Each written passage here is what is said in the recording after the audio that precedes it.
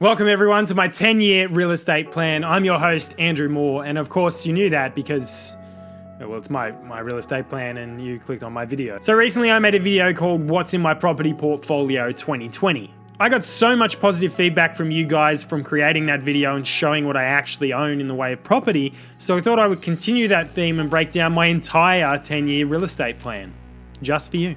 For anyone that didn't see my property portfolio video, I currently own 2 investment properties which create $28,000 in rental income for me every single year.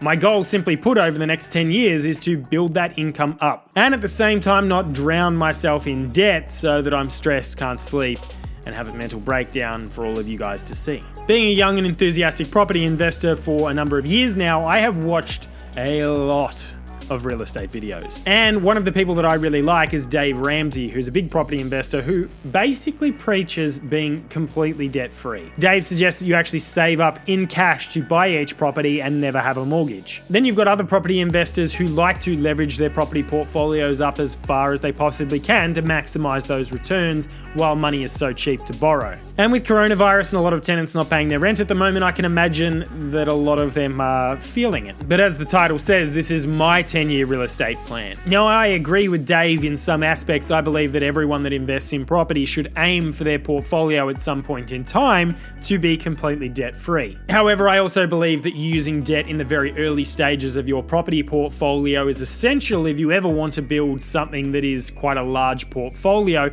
Unless you're in a job that makes $1 million a year, you're going to need to use debt, in my opinion. Now, the biggest key to building a property portfolio, in my opinion, is cash flow. And when I say cash flow, I'm not just talking about how much money is coming in versus how much money is coming out.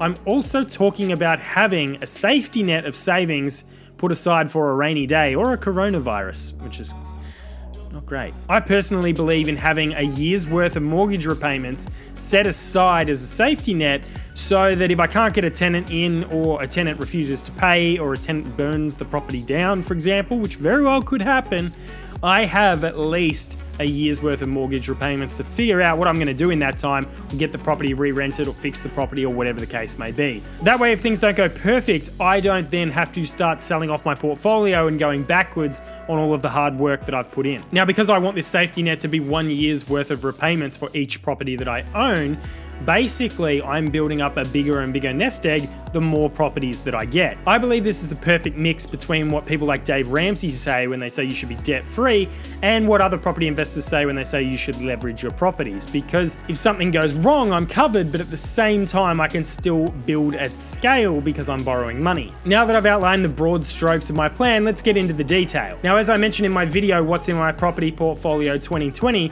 the first property that I bought is now worth $300,000, and I've just refinanced the mortgage up to $240,000. My second property is currently worth $165,000, and the debt on that is $132,000. I think of each rental property that I buy like a business, and a standalone business at that. I want the rent to cover the mortgage, cover the council rates, cover insurance, cover every single cost, land tax that I have to pay for that property, and then make a profit or at least pay down some debt. I'm not a believer in getting loans that are interest only and you're not actually paying the debt back because, as I said, like Dave Ramsey, I eventually want to own everything outright. So in order to actually pay these properties off over time and at the same time keep building at scale, I keep all of the safety nets for each property. So when I eventually buy property number 3, the safety net for that, property number 2, and property number 1's safety net all sit in an offset against property number 1's mortgage. So as I'm building up these funds that are set aside for a rainy day, they're also offsetting that mortgage on property number 1, which means that I'm not paying as much interest on the debt. Eventually, once I get up to about 10 properties,